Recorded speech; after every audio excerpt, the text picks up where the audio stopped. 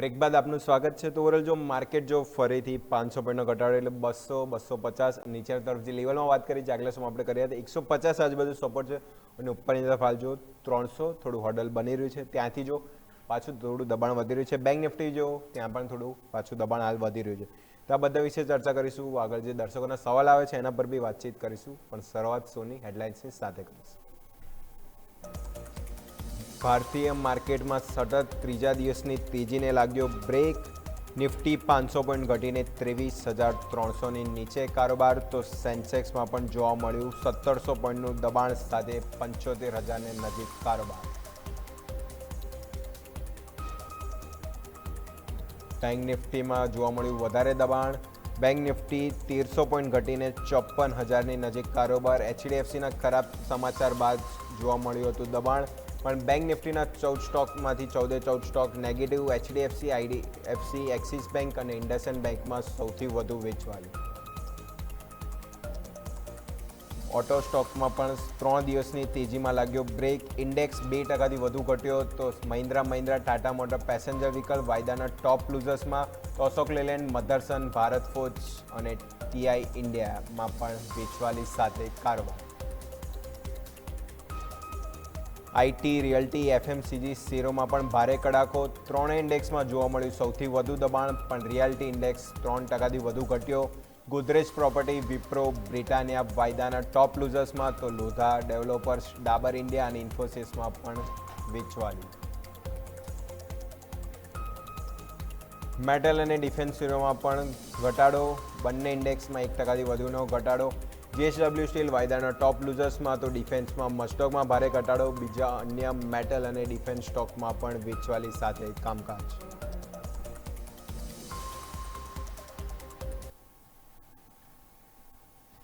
Total market continuous ઘટાડો તો જોવા મળી રહ્યો છે. સેક્ટર બી જો આજે કોઈ સેક્ટર સપોર્ટ કરવાનો ટ્રાય નથી કરી.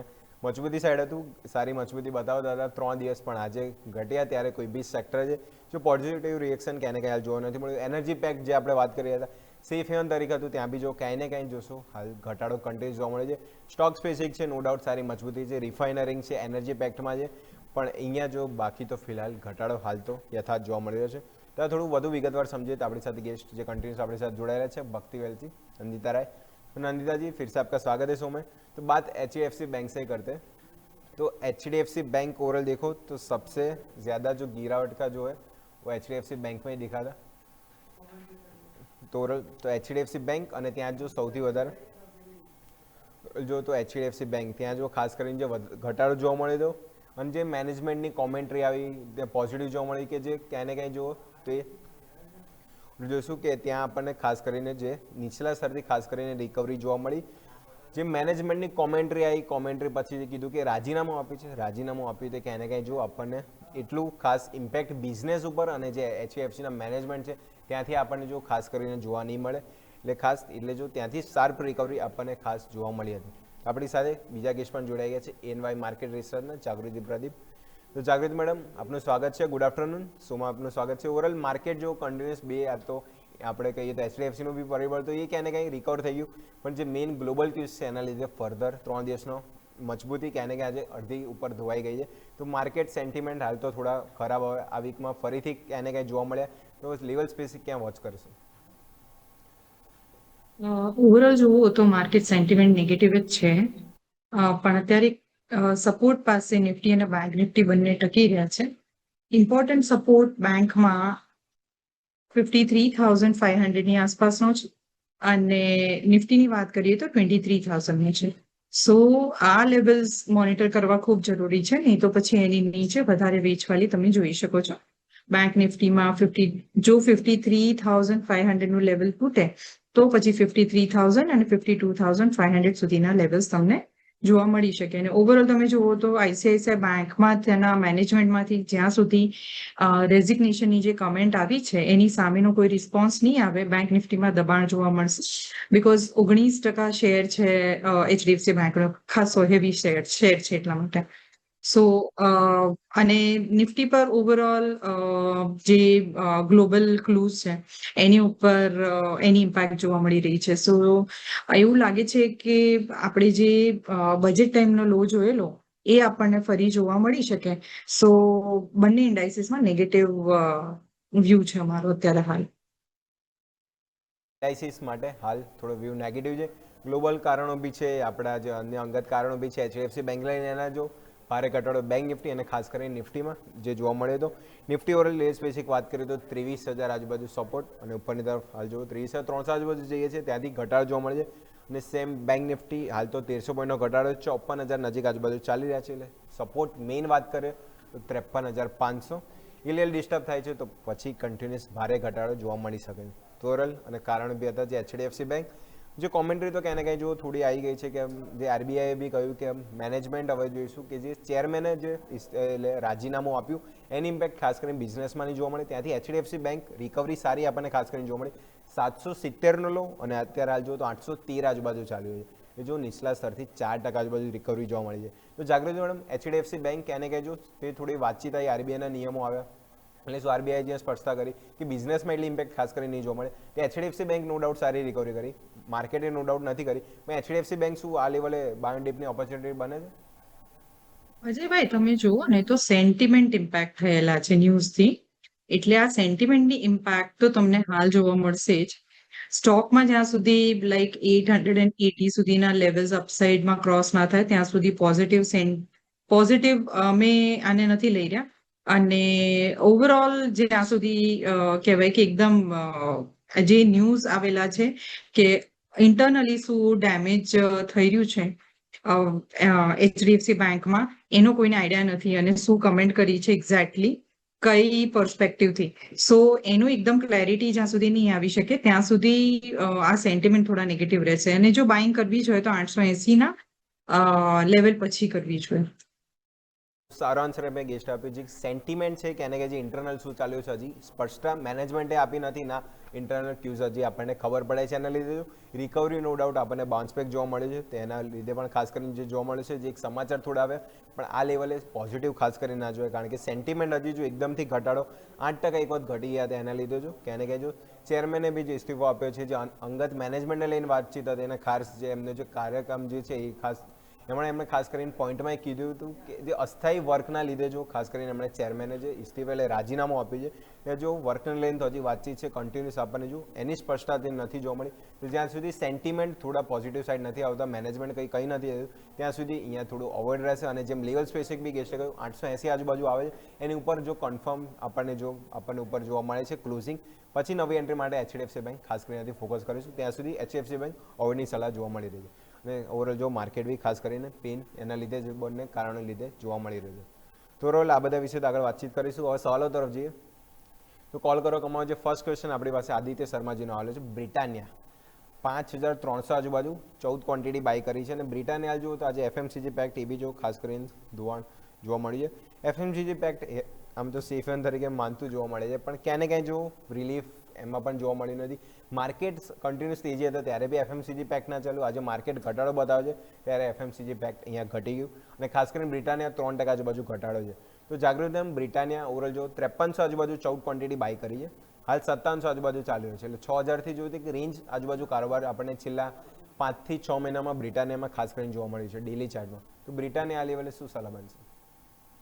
બ્રિટાનિયા જો અત્યારે તો ઓવરઓલ સેન્ટિમેન્ટના લીધે બ્રિટાનિયા નીચેની સાઈડ દબાણ બતાવી રહ્યો છે, પણ 5,515ની ઉપર એમણે એક ટ્રેલિંગ સ્ટોપ લોસ રાખી અને સ્ટોકને હોલ્ડ કરવો જોઈએ. બીકોઝ અત્યારે જે લેવલ બતાવી રહ્યા છે એક સપોર્ટનું છે, ત્યાં ઘણી વખત સ્ટોક આવી અને ત્યાંથી બાઉન્સ બેક થયેલો છે. સો 5,515નું એક ટ્રેલિંગ સ્ટોપ લોસ એમની કોસ્ટની ઉપર રાખી અને હોલ્ડની સલાહ રહેશે. થઈ ગઈ બ્રિટાનિયા 5,515. ઓર જે એફએમસીજી પેક દિગ્ગજ કંપની છે બ્રિટાનિયા, અને ખાસ કરીને જો ઓવરઓલ આ લેવલ તો ઇન્વેસ્ટર પ્રોફિટમાં ચાલી રહ્યા છે, સારી વસ્તુ છે. તો 5,515 આ લેવલ ફોકસ કરીશું ટ્રેલિંગ સ્ટોપલેસ તરીકે. અને જેમ સેન્ટિમેન્ટ થોડા સુધરશે તો એફએમસીજી પેક પણ છે ક્યાંને ક્યાં જો એટલી ઇમ્પેક્ટ આપણને આમાં નહીં જોવા મળે તો સારો એવો પછી ઉછાળો ત્યાં પણ જોવા મળી શકે છે. તો બ્રિટાનિયા ખાસ કરીને ત્યાં લેવલ સ્પેસિફિક ફોકસ કરીશું. વાત થઈ ગઈ બ્રિટાનિયા. નેક્સ્ટ ઓવરઓલ સવાલ તરફ જઈએ તો નેક્સ્ટ ઓવરઓલ જઈશું પરેશજીનો સવાલ છે ઝેન ટેકનોલોજી ઉપર. ઝેન ટેકનોલોજી ઓવરઓલ જોઈએ તો બે વસ્તુમાં કામકાજ કરે છે. ઓવરઓલ આઈટી સોફ્ટવેરમાં બી ગણી લઈએ અને ઝેન ટેકનોલોજી ઓવરઓલ જે ડ્રોન બનાવતી કંપનીમાં બી જો સૌથી મોટી ઓર્ડર બુક ઝેન ટેકનોલોજી પાસે છે. તો ઝેન ટેકનોલોજી ઉપર સવાલ છે 1440 આજુબાજુ પરેશજીનું બાઇંગ પ્રાઇસ છે. 110 ક્વોન્ટિટી છે. અહીંયાથી 1 વર્ષનો વ્યૂ છે અને સ્ટોક હાલ જુઓ તો 1450. એટલે જો એમની બાઇંગ પ્રાઇસ આજે તો 10-20 રૂપિયા ઉપર ચાલી રહ્યો છે. અને ક્યાંને ક્યાં આજે બી જે ઓવરઓલ યુદ્ધની વાત કરીએ તો સૌથી વધારે હુમલા જે ડ્રોનથી થયા હતા અને ડ્રોનની ઓર્ડર બુક ઝેન ટેકનોલોજી પાસે ખાસ કરીને સૌથી મોટી છે. તો જાગૃત madam, Zen technology over global cues છે એના લીધે તો ફોકસમાં છે. ઓર્ડર બુક જે ડ્રોન રિલેટેડ કામકાજ કરીએ છીએ તો આ લેવલે શું નવું બાઇંગ બને છે અને એમના બાઇંગ પ્રાઇસ આજુબાજુ આવી ગયો છે. તો કઈ રીતનો વ્યૂ છે ઝેન ટેક? ના, બાઇંગ પ્રાઇસની આસપાસ જ છે. સ્ટોકમાં ખરેખર પરચેઝ બને છે 1470 ના લેવલની ઉપર, તો સ્ટોક ત્યાંથી 1600ની આસપાસ તમને એક અપસાઇડ મુવમેન્ટ 1550, એના પછી 1600 અપસાઇડ મુવમેન્ટ તમને જોવા મળે.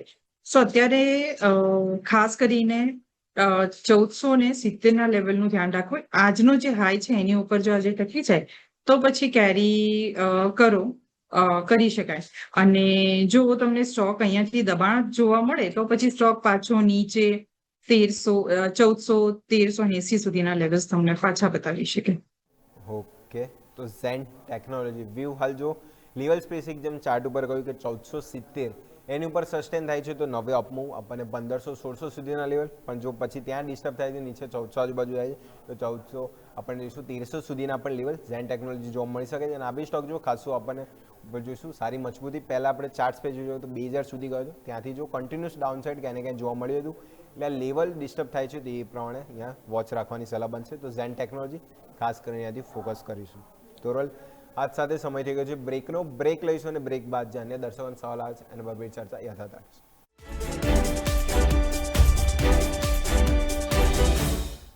તો બ્રેક બાદ આપનું સ્વાગત છે. તો બ્રેક પહેલાં આપણે ઓવરઓલ 2-3 સવાલ ડિસ્કસ કર્યા અને માર્કેટ ઉપર ખાસ કરીને વ્યૂ જાણે કે માર્કેટ હાલ પરિસ્થિતિ જો તો થોડી આપણને હાલ ફિકરી જોવા મળી રહી છે. કારણ કે જો ગ્લોબલ તણાવ ફરીથી આપણને જાહેર જોવા મળી રહ્યા છે એના લીધે જો ક્યાંને કંઈ સેન્ટિમેન્ટ આપણે જોયું હતું કે 3 દિવસ કન્ટિન્યુઅસ તેજી બધા એવું લાગતું હતું એ 24,000 તરફ જઈશું, પણ બ્રેક આપણને જો 24,000 પહેલાં જ લાગતો ખાસ કરીને ઇન્ડેક્સમાં હાલ તો જોવા મળ્યો છે. એટલે લેવલ જે આપણે જણાવ્યા એ ખાસ કરીને ફોકસ કરીશું.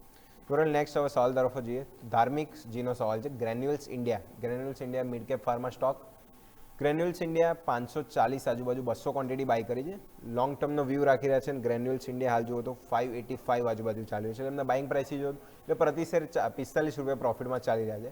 અને સાથે એમણે એ બી કહ્યું છે હજી બી આ લેવલથી હજી બીજા 100 સ્ટોક હજી બીજા એડ કરવા માંગે છે. તો આ લેવલ શું બાઇંગ પ્રાઇસ ઓપોર્ચ્યુનિટી બની રહે છે? તો જાગૃત મેડમ, બંને સવાલ છે. તો આ લેવલે નવી બાઇંગ ઓપોર્ચ્યુનિટી બને છે, એમને 100 શેર બીજા બાય કરવા છે. અને ગ્રેન્યુલ્સ ઇન્ડિયા લોંગ ટર્મ કયા ટાર્ગેટ માટે હોલ્ડ રાખે? એમણે બાય કર્યા છે તો કોઈ ઇશ્યુ નથી. સારા લેવલે જ છે સ્ટોક. પણ જો નવા શેર્સ એડ કરવા હોય તો અપસાઇડ એક બ્રેકઆઉટ થઈ જાય 600 નું, એના પછી કરે. કાં પછી ડીપ આવે 550 ની આસપાસની તો એમાં કરે. અત્યારે કરંટ લેવલે નવું એડિશન કરવું અમારી એડવાઇસ નથી. સો હોલ્ડ રાખી શકીએ અપસાઇડ 600 ની ઉપરની સાઈડ, નહીં તો ડાઉનમાં 550 ની આસપાસ જ્યારે સ્ટોક આવે એ વખતે નવું એડિશન કરી શકે. ઓકે, તો ગ્રેન્યુલ્સ ઇન્ડિયા નવા બાઇંગનું ભાઈ આપણે લેવલ કહી દીધું કે ઉપરની તરફ 600 બ્રેકઆઉટ આવે છે તો પછી સારું સ્ટ્રક્ચર બનશે. ચાર્ટ સ્પેસિફિક બી જોઈ રહ્યો છો, આખું વીકલી આખું રાઉન્ડ બોટમ જેવું બ્રેકઆઉટ પણ ત્યાં સ્ટોકમાં કમ્પ્લીટ થતું જોવા મળશે. તો 600 આજુબાજુ અને નીચે આવે છે તો બાય ડીપ ખાસ કરીને 550. તો આ લેવલ ખાસ કરીને ફોકસ કરશું બાય ડીપ, અને જો ઉપરની તરફ 600 ઉપર જાય છે તો ઓવરઓલ ફાર્માસ્યુટિકલ સ્ટોક તો મજબૂતી છે ને ક્યાંને ક્યાં આ સ્ટોક જો માર્કેટ ઘટ્યું છે પણ આ સ્ટોકમાં ખાસ એટલું નેગેટિવ રિએક્શન આવ્યું નથી. અને ફાર્મા સ્ટોક બી જો ખાસ આપણને થોડો સપોર્ટ કરતા હોય છે ખરાબ માર્કેટમાં.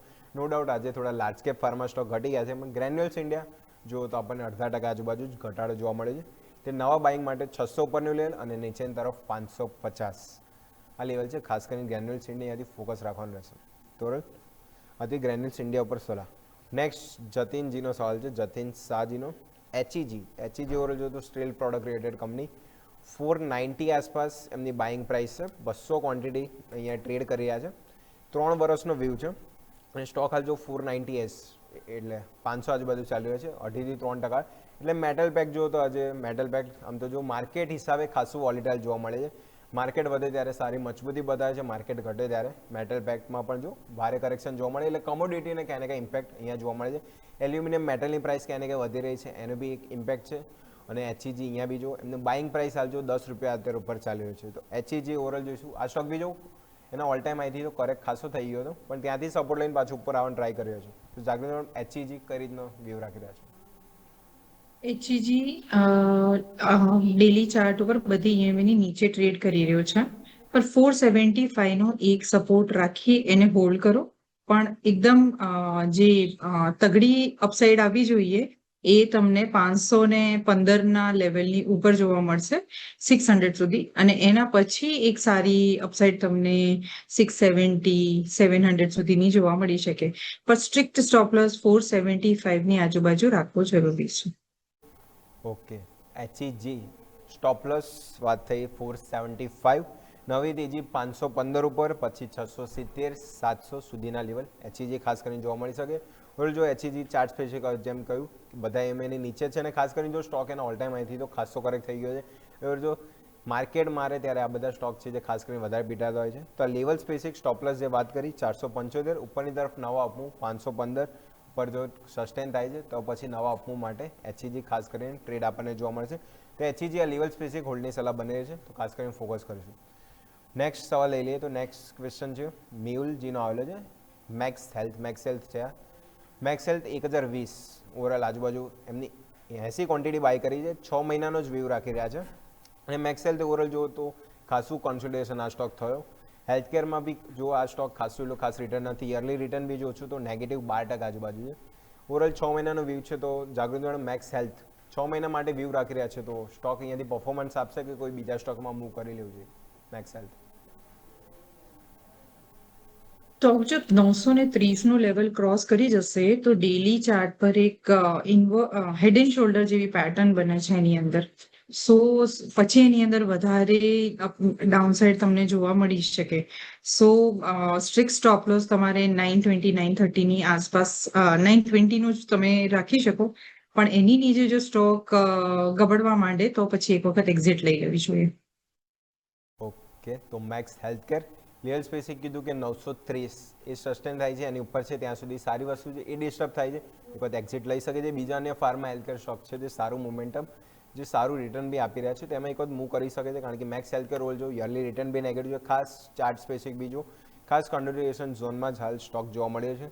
તો એમની બાઇંગ પ્રાઇસ 1020, સ્ટોક હાલ ચાલી રહ્યો છે આપણને જોઈશું તો 957, એટલે 930નું લેવલ છે, એથી ખાસ કરીને ફોકસ રાખે.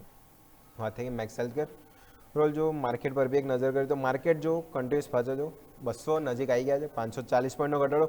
બેંક નિફ્ટી આજુબાજુ જો તો 1300 પોઈન્ટનો ઘટાડો ખાસ ત્યાં પણ જોવા મળે છે. સેન્સેક્સ પાછા જો 75,000 નીચે 1700 પોઈન્ટ, એ જો ડે લો તરફ પાછા આપણને માર્કેટ જોશો કન્ટિન્યુઅસ હાલ સ્થિતિ થોડી જુઓ તો આપણે ખરાબ થતી જોવા મળી રહી છે. 2%નો 3 ઇન્ડેક્સ જુઓ તો 2 થી 2.5%નો ઘટાડો. બહુ રેરલી આપણને જુઓ તો 3 ઇન્ડેક્સ જે આટલી સારું વીક આપણને ગયું 3 દિવસ આટલા સારા ગયા, એના પછી ચોથો દિવસ આપણને જો આટલું ખરાબ. ખાસ કરીને જુઓ તો વીકલી જે કેન્ડલ બની રહી હતું, ખાસ કરીને આખી જો પ્રિડિક્ટ કર્યો હતો કે વીકલી કેન્ડલ છે, ખાસ કરીને જો 3 કન્ટિન્યુઅસ દિવસ જો સારી આપણને હાયર હાઈ હાયર લો ફોર્મેશન બનાવતા હતા, તો ચોથો દિવસ બી જો ખાસ કરીને બન્યો તો વીકલી એક સારી કેન્ડલ આપણને બનતી, પણ એ વીકલી કેન્ડલનું પરફોર્મન્સ ખાસ કરીને આજના દિવસમાં હાલ બગડી ગયું છે. એ જો સેન્ટિમેન્ટ તો આ રીતના છે, એટલે લેવલ સ્પેસિંગ અહીંયાથી વોચ રાખીશું. જેમ સ્ક્રીન પર બી જોવા મળે છે, ઓવર જો ચાર્ટ બી જો સેમ જો ડાઉન ટાઇમ ટ્રેંગલ ખાસ કરીને જોવા મળી છે. 535 પોઈન્ટ ઘટી ગયા છે આપણે નિફ્ટીમાં. તો ખાસ કરીને પેન તો છે જ, પેન વચ્ચે હવે આગળ જે દર્શકોના સવાલ છે એ બી ડિસ્કસ કરી લઈએ. તો નેક્સ્ટ ક્વેશ્ચન આપણી પાસે છે રવિજીનો, કેએસબી ઓવરઓલ જો તો કમ્પ્રેસર રિલેટેડ કંપની છે, જે ન્યુક્લિયર બોમ્બ કે ઓવરઓલ જે આપણે ડિફેન્સમાં જો જે કોમ્પ્રેસર જે વાત કરે તે બનાવતી કંપનીએ કામકાજ કરે છે. તો કેએસબી ઓવરઓલ જો 760 આજુબાજુ 180 ક્વોન્ટિટી બાય કરી છે, અહીંયાથી લોંગ ટર્મનો વ્યૂ રાખી રહ્યા છે. અને સ્ટોક હાલ જુઓ તો કેએસબી સારી મજબૂતી ખાસ કરીને સ્ટોકમાં જોવા મળી હતી છેલ્લા 2-3 દિવસથી. આજે બી જો સ્ટોક જોશું પોઝિટિવ રિએક્શન છે, 818 આજુબાજુ જોવા મળી રહ્યું છે. તો જાગૃતિ મેડમ કેએસબી સ્ટોક તમે એકવાર ડેલી ચાર્ટ જો, ડેલી ચાર્ટમાં થોડું સારું સ્ટ્રક્ચર અહીંયા ખાસ કરીને બન્યું છે, અને ડિફેન્સ રિલેટેડ ક્યાંય ને ક્યાંય સેગમેન્ટ છે, તો કેએસબી કઈ રીતના જોઈ રહ્યા છે? કેએસબી ચાર્ટ ઉપર પોઝિટિવ લાગી રહ્યું છે, અને વોલ્યુમ્સ પણ લાઈક સપોર્ટ કરતા હોય એવું લાગી રહ્યું છે. સો કેએસબીમાં જો નવી બાઇંગ કરતા હોય તો 825 ની ઉપર નવું બાઇંગ બને છે, અને એ 880 સુધીના ટાર્ગેટ તમને બતાવી શકે. અને જો તમે ઓલરેડી બાય પોઝિશનમાં છો તો હોલ્ડની સલાહ રહેશે અને નીચેની સાઈડ 760 નો એક સ્ટોપ લોસ રાખીને કામ કરવું. નીચેની તરફ 760 સ્ટોપ પ્લસ, ઉપરની તરફ 825. જો ત્યાં બી લેવું હોય તો પછી 880 સુધીના ટાર્ગેટ જોવા મળી શકે છે. સારો વોલ્યુમ સાથે સ્ટોક છે. છેલ્લા 2 દિવસમાં જો સારી મજબૂતી, ગઈકાલે બી જો ઇવન સ્ટોક સારી મજબૂતી સાથે હતો. જે કોમ્પ્રેસિંગમાં જે કામકાજ કરીએ છીએ, હાલ જે યુદ્ધ ચાલી રહ્યા છે તો ડિમાન્ડ એની ક્યાં ને ક્યાંય વધશે. એટલે જો કેએસબી આજે બી જો આપણને નિયર બાય 0.5% 1%ની મજબૂતી કેએસબીમાં ખાસ કરીને જોવા મળી છે. સ્ટોકનો ઓલ ટાઈમ હાઈ જોઈએ તો અત્યારે તો 817 ચાલ્યો છે. 52 વીક હાઈ 912. એટલે જો સ્ટોક અહીંયાથી જોશો માત્ર ખાલી જો તો અહીંયાથી 98 રૂપિયા આજુબાજુ નીચે જઈએ. એટલે જો મોમેન્ટમ જેમ કીધું 825 ઉપર જાય છે તો પછી 880 સુધીના લેવલ એટલે 52 હાઈની નજીક જતો પ્રયાસ અહીંયા કેએસબીમાં ખાસ કરીને જોવા મળી શકે છે. તો કેએસબી ખાસ કરીને અહીંયાથી ફોકસ કરીશું. હવે નેક્સ્ટ સવાલ લઈ લઈએ. તો નેક્સ્ટ ક્વેશ્ચન છે ભાવિનજીનું આઈએફસીઆઈ. આઈએફસીઆઈ 55 આજુબાજુ એમણે બાઇંગ પ્રાઇસ કરી છે. આઈએફસીઆઈ રોલ જો તો એનએસસીના આઈપીઓ એના લીધે ભારે સ્ટોકમાં આપણને ઉથલપાથલ જોવા મળી છે અને આઈએફસીઆઈ જો તેમના બાઇંગ પ્રાઇસ આજુબાજુ આવી ગયો છે એટલે કદાચ સવાલ આવે છે તો 54.95 રૂપિયા ચાલી રહ્યો છે. એટલે એમના બાઇંગ પ્રાઇસ આજુ એક્ઝેક્ટ ઊભો છે. 1200 ક્વોન્ટિટી છે. તો જાગૃતિ મેડમ, આઈએફસીઆઈ ઓવરઓલ આ બી સ્ટોક જો એનબીએફસી સ્ટોક ઓવરઓલ એનએસસીના આઈપીઓને લીધે ખાસ કરીને ચર્ચા હતી, પણ એમના બાઇંગ પ્રાઇસ આજુબાજુ ઊભો રહ્યો છે. તો શું નવી ક્વોન્ટિટી એડ કરે કે પછી થોડું વાઇલ અવોઇડ કરે? ના, હમણાં નવી ક્વોન્ટિટી એડ કરવાનું સજેશન નથી. ક્વોન્ટિટી તમે એડ કરી શકો 56 લેવલ ઉપર. 56 નું લેવલ ક્રોસ કરે એના પછી હોલ્ડ કરે સ્ટોક તો નવી ક્વોન્ટિટી એડ કરી શકો. અત્યારે તો સ્ટોક નેગેટિવ જ લાગી રહ્યું છે કેમ કે તમે જુઓ તો વીકલી ચાર્ટ ઉપર ઇમ્પોર્ટન્ટ ઈએમએ 56.88 થી રિજેક્શન આવેલું છે અને એ કન્ટિન્યુ રહી શકે એવું લાગે છે નીચેની સાઈડ. સો સ્ટોકમાં તમે 54.45 ના લેવલ્સ જે આજનો લો છે પાછા જોઈ શકો છો. સો હમણાં નવી ખરીદીની આની અંદર કોઈ એડવાઇસ નથી. તો નવી ખરીદી અવોઇડ છે કારણ કે જો સ્ટોક ખાસ કરીને ચાર્ટ સ્પેસિફિક બધા ઈમેની નીચે ચાલી રહ્યો છે. એનએસસીના આઈપીઓ તો ખાસ કરીને એના લીધે સ્ટોકનું ઇમ્પેક્ટ જોવા મળી છે. પણ નવી બાઇંગ જો 56 ઉપર એકવાર જો ફ્રીક્વન્ટલી ક્લોઝ આપે છે ચાર્ટ સ્પેસિફિક ડેલી ચાર્ટમાં તો પછી નવી બાઇંગ ઓપોર્ચ્યુનિટી કાં તો પછી નવા આપવું માટે આઈએફસીઆઈ ખાસ કરીને ત્યાંથી ફોકસ કરી શકાય. તો જાગૃતિ મેડમ, આ સાથે સમય થઈ ગયો છે રજા લેવાનો. આપણે જેટલા બી દર્શકોને સવાલ ડિસ્કસ કર્યા આપના ડિસ્ક્લેમર. જે આપણે ઘણા સ્ટોક ડિસ્કસ કર્યા અને ઇન્ડાઇસીસ પણ ડિસ્કસ કરી એના લેવલ્સ. કોઈ પણ ટ્રેડિંગ કે ઇન્વેસ્ટમેન્ટ ડિસિઝન લેતા પહેલા ઇન્ડિપેન્ડન્ટ ફાઇનાન્શિયલ એડવાઇઝરની સલાહ જરૂરથી લેવી. અમારી આમાં કોઈ પર્સનલ પોઝિશન્સ છે નહીં. ક્લાયન્ટને અલગ લેવલથી કોલ્સ આપેલા હોઈ શકે. શોમાં આમંત્રણ આપવા માટે ખૂબ ખૂબ આભાર. થેન્ક યુ મેડમ શોમાં જોડવા માટે. ઓવરઓલ ઘણા બધા ક્વેશ્ચન આપણે ગેસ્ટ જોડે ડિસ્કસ કર્યા. જે વ્યૂ જાણ્યો લેવલ સ્પેસિફિક જે દર્શકોએ ખાસ કરીને ફોકસ કરશું તો લેવલ અહીંયાથી ખાસ ભૂલવાના જો. અને નિફ્ટી બેંક નિફ્ટી જો કન્ટિન્યુઅસ હાલ દબાણ જોવા મળી છે.